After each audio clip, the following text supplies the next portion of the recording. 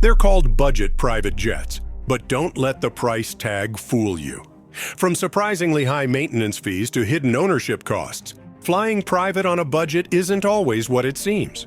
Today, we're breaking down the real cost of owning and operating a so-called affordable jet, and why that million-dollar deal might cost you more than you think. Let's talk about what we mean by a budget private jet. We're not discussing some sketchy single-engine prop plane here. We're talking about legitimate jet aircraft, turbine-powered machines that can cruise at altitudes where the air is smooth and the view is incredible. Think Citation Mustang, Embraer Phenom 100, or HondaJet. These are real jets with real jet engines, pressurized cabins, and that unmistakable scream of turbine power. They're just smaller, lighter, and significantly cheaper than their big brothers. The entry point for a brand new budget jet sits somewhere between $2 and $5 million. A HondaJet, probably the most talked about entry-level jet in recent years, lists for around $5.7 million in its latest configuration. The Citation M2, Cessna's answer to the light jet market, comes in around $4.9 million. If you're willing to go used, you can find older models like a Citation Mustang for around $2 million, sometimes less if you're a savvy negotiator and the airframe has some hours on it. But here's where it gets interesting. That purchase price? It's basically just your ticket to the party. The real cost of ownership is lurking in the shadows, waiting to devour your bank account month after month, year after year. We're talking about operating costs that can run anywhere from $800,000 to over $1 million annually, even if you're only flying 100 hours a year. Let me break that down for you. First up, fuel. These smaller jets are actually pretty efficient compared to their larger cousins, but efficient is relative when you're burning jet fuel. A light jet like the Citation M2 burns roughly 90 to 100 gallons per hour. At current jet fuel prices, which hover around $6 per gallon depending on where you're flying, that's $500 to $600 per hour just in fuel. Fly 100 hours a year, and you're looking at $50,000 to $60,000 in fuel alone. That's a decent salary for most people, and you've just burned it in the atmosphere. Then there's the crew. Unless you're a rated pilot with current type ratings, you're hiring someone to fly this thing. Even for a smaller jet, you're looking at 1 or 2 pilots, depending on insurance requirements and the type of flying you're doing. A qualified captain for a light jet might command $70,000 to $120,000 annually, plus benefits. If you need a first officer, add another $50,000 to $80,000. Suddenly, you're spending $150,000 to $200,000 a year just on the people who make sure you don't become a smoking hole in the ground. Insurance is another beast entirely. For a light jet, you're looking at somewhere between $20,000 and $40,000 annually, and that's if you have a clean record and decent experience. New owner with low hours? Those numbers can double. Insurance companies don't mess around with aviation, and they price their policies knowing that a single incident can cost millions. Stick around until the end to see the hidden cost that catches most first-time jet owners completely off guard. The one expense that can ground your aircraft for months and cost more than you paid for the plane itself. Maintenance is where things get really spicy. Jet engines are marvels of engineering, but they require constant care. You've got scheduled inspections, unscheduled maintenance, parts replacement, and the big one, engine overhauls. Light jets typically have time-based maintenance intervals. There are daily checks, 100-hour inspections, annual inspections, and the dreaded phase inspections that dig deep into every system on the aircraft. Let's talk numbers. A typical 100-hour inspection on a light jet might cost $10,000 to $15,000. Your annual inspection can range from $20,000 to $50,000, depending on what they find. And those phase inspections that come around every few years? Budget anywhere from $50,000 to over $100,000. But the real killer is the engine overhaul. Most light jets have 2 engines, and each one will need a complete overhaul every 3,000 to 5,000 hours of operation. The cost? $150,000 to $300,000 per engine. Yeah, per engine. That's $300,000 to $600,000 total when the time comes. Smart owners set aside reserves for these inevitable costs. The industry standard is to calculate a maintenance reserve per flight hour. For a light jet, you're looking at anywhere from $250 to $400 per flight hour that you should be squirreling away for future maintenance. Fly those 100 hours a year, and you need to bank $25,000 to $40,000 annually just for maintenance reserves.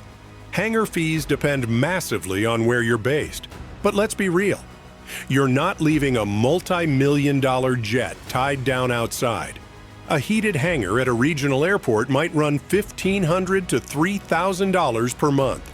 At a major metropolitan airport, you could be paying $5,000 to $10,000 per month. Let's call it an average of $3,000 per month or $36,000 per year. Don't forget about databases and subscriptions. Modern jets rely on constantly updated navigation databases, chart subscriptions, weather services, and flight planning tools. These can easily add up to $5,000 to $10,000 annually. It sounds small compared to the other numbers we're throwing around, but it's still the price of a used car every single year. Then there's landing fees, ramp fees, handling fees, and all the other little charges that airports love to tack on. Land at a major airport, and you might pay a couple $100s in fees. Do that regularly, and you're adding another $10,000 to $20,000 to your annual budget. Fly internationally, and those fees can multiply fast. Let's add it all up. For a typical owner flying 100 hours per year in a light jet, fuel, $60,000. Crew, $150,000. Insurance, $30,000. Maintenance reserves, $35,000. Hangar, $36,000. Databases and subscriptions, $7,000. Landing and MISC fees, $15,000. That's $333,000 per year in operating costs. But wait, we're not done. You also need to consider financing if you didn't pay cash. A $4 million jet financed over 10 years at 5% interest means monthly payments of around $42,000, or just over $500,000 annually. Add that to operating costs, and you're spending nearly $850,000 per year. And here's the kicker: depreciation. Unlike that house we mentioned earlier, a private jet doesn't appreciate. A new light jet loses roughly 15% to 20% of its value the moment you take delivery. After 5 years, it might be worth 50% to 60% of what you paid. That $4 million jet, it could be worth $2.4 million after 5 years. You've just watched $1.6 million evaporate, or roughly $320,000 per year in lost value. Now here's that hidden cost I promised. The one that really gets first-time owners is unexpected AD compliance. AD stands for Airworthiness Directive. And when the FAA issues one, you don't have a choice. You comply, or your jet doesn't fly. These can pop up at any time for any reason: a design flaw, a parts failure trend, a safety concern. Some ADS are cheap, a few $1,000s to inspect something or replace a minor component. But some are catastrophic.